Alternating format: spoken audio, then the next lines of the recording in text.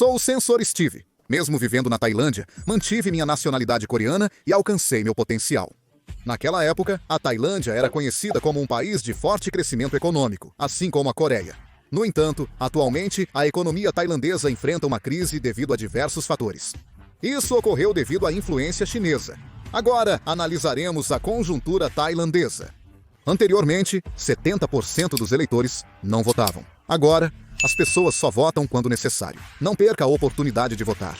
Antes de começar, vamos analisar a história e a situação atual da Tailândia. A Tailândia, no começo da década de 1990, era considerada um dos 5 tigres asiáticos, ao lado de Coreia do Sul, Taiwan, Hong Kong e Singapura. Em 1993, o relatório do Banco Mundial sobre o desenvolvimento da Ásia Oriental reconheceu a Tailândia como um dos países de alto crescimento da região. Após o Plaza Accord em 1985, investidores estrangeiros entraram em massa na Tailândia para aproveitar a mão de obra barata, resultando em um crescimento sem precedentes no país entre o final dos anos 1980 e início dos anos 1990. A questão é que a Tailândia conseguiu esse crescimento apenas com sua própria força, sem grandes inovações ou avanços tecnológicos. E ainda assim, continuou a experimentar esse período de rápido crescimento econômico. Por volta de 1996, a Tailândia acumulava dívidas excessivas, principalmente no setor imobiliário. Naquele ano, o país era o segundo maior importador mundial de carros de luxo, atrás apenas do Japão, acumulando assim muitas dívidas nacionais. O crescimento econômico da Tailândia nessa época não se deveu à boa administração dos políticos tailandeses. O país cresceu significativamente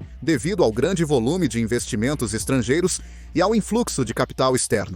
Naquela época, a Tailândia precisava avançar para a indústria de alta tecnologia e continuar crescendo para manter o desenvolvimento, mas não conseguiu. Na verdade, esse também foi o caso do nosso país. Com o contínuo ingresso de investidores estrangeiros, direcionamos os investimentos para novas indústrias, promovendo o desenvolvimento, avanços tecnológicos e modernização da estrutura industrial. Assim, no Brasil, não nos limitamos à China, mas nos integramos de maneira estável à cadeia global das nações desenvolvidas. No entanto, Taiguk foi muito autossuficiente e fracassou na modernização econômica e industrial. Isso levou então à crise cambial de 1997. Ah, senhor Aisun-seu, a crise cambial de 1997 não aconteceu na Coreia?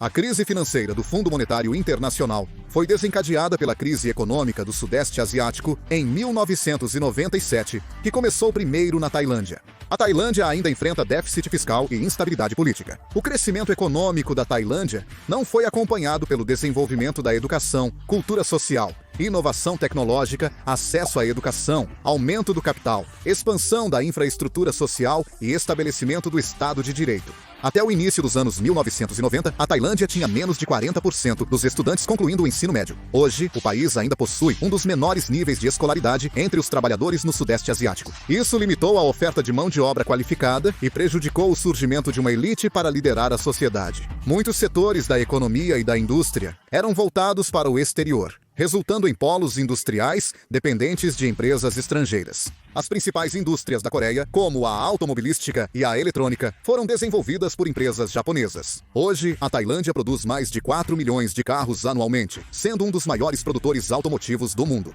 Em 2022, ficou em 10º lugar na produção global de carros e em 4º na fabricação de picapes. Desde os anos 1960, a Tailândia desenvolveu a indústria automobilística como estratégica, fortalecendo principalmente a produção de picapes. O problema é que essa indústria está quase totalmente controlada pelas montadoras japonesas. Em 2022, a Toyota liderou as vendas de carros novos na Tailândia, com 34,2% de participação de mercado. Do 2º ao 5º lugar estão apenas empresas japonesas. Somando essas 5 empresas, 78,8% das vendas são de companhias japonesas. Além disso, a indústria de autopeças da Tailândia também é dominada por empresas japonesas, deixando pouco espaço para as tailandesas. Mesmo na indústria eletrônica, as empresas japonesas, como a Panasonic, que entrou na Tailândia em 1959, dominam o mercado. A indústria de eletrônicos e eletrodomésticos também é dominada pelos japoneses. Empresas japonesas também dominam setores como eletrodomésticos, autopeças e equipamentos de telecomunicações. Empresas coreanas começam a entrar timidamente nesses mercados. As empresas tailandesas têm pouco capital próprio, o que explica a dependência da Tailândia em relação às empresas chinesas e coreanas.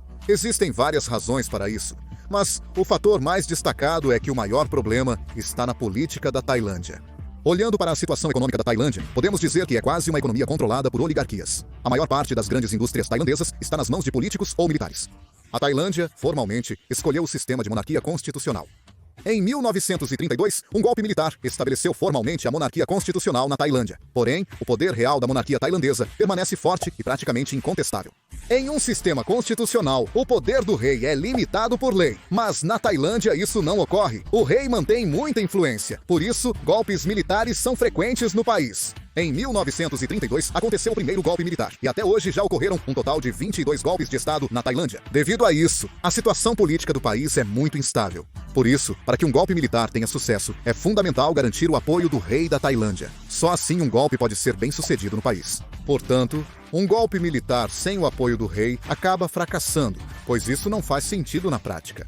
Portanto, o cenário político da Tailândia é bem singular. Mesmo com o sucesso do golpe militar, o governo não consegue consolidar totalmente o poder nacional da Tailândia, mantendo um sistema político instável e anormal no país. Atualmente, a política tailandesa está dividida entre o exército e as forças antigovernamentais. O cenário político está dividido entre militares e oposição, mas ambos alegam defender os interesses dos fundadores econômicos. Por que isso é um problema? Primeiro, falando sobre o lado conservador. Na Tailândia, os conservadores são o maior grupo. Eles defendem a monarquia e a ordem regional. Ademais, a família real tailandesa detém o maior conglomerado industrial do país, o Siam Cement Group, e controla o Siam Commercial Bank em Bangkok. Eles têm participações em mais de 100 empresas, com ativos estimados em cerca de 60 bilhões de dólares, sendo um dos grupos mais ricos do país. O patrimônio da família real tailandesa é estimado em cerca de 84,2 trilhões de won. O exército também possui muitos ativos, mas devido ao sigilo e mudanças de nomes, é difícil saber exatamente quais negócios e propriedades lhes pertencem, tornando praticamente impossível calcular tudo isso junto. Além disso, como os tomadores de decisões políticas importantes são do exército, eles não promovem políticas inovadoras para proteger seus interesses. Além disso, como mencionei, como a estrutura política está fortemente atrelada à monarquia e ao exército, a estabilidade política é preservada. Quando políticas governamentais são alteradas com frequência, nenhuma região se desenvolve de forma consistente na perspectiva do investidor. Governo e setor real lucram com monopólios existentes. Abertura significa perder esses lucros. Isso é chamado de monarquia absoluta. Uma pessoa que critica a monarquia absoluta na Tailândia pode ser condenada a até 15 anos de prisão. Isso também se aplica a estrangeiros. Houve casos de estrangeiros presos por insultar a família real tailandesa, resultando em sentenças de prisão ou deportação.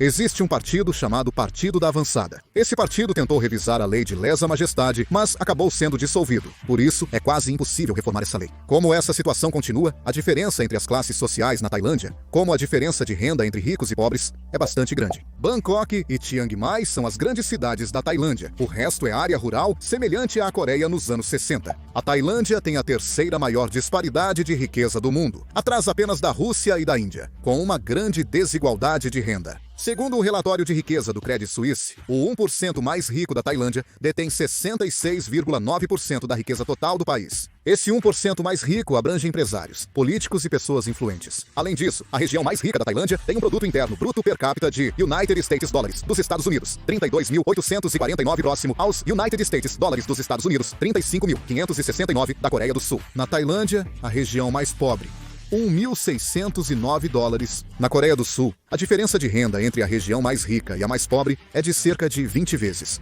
Isso não é algo que se pode ignorar.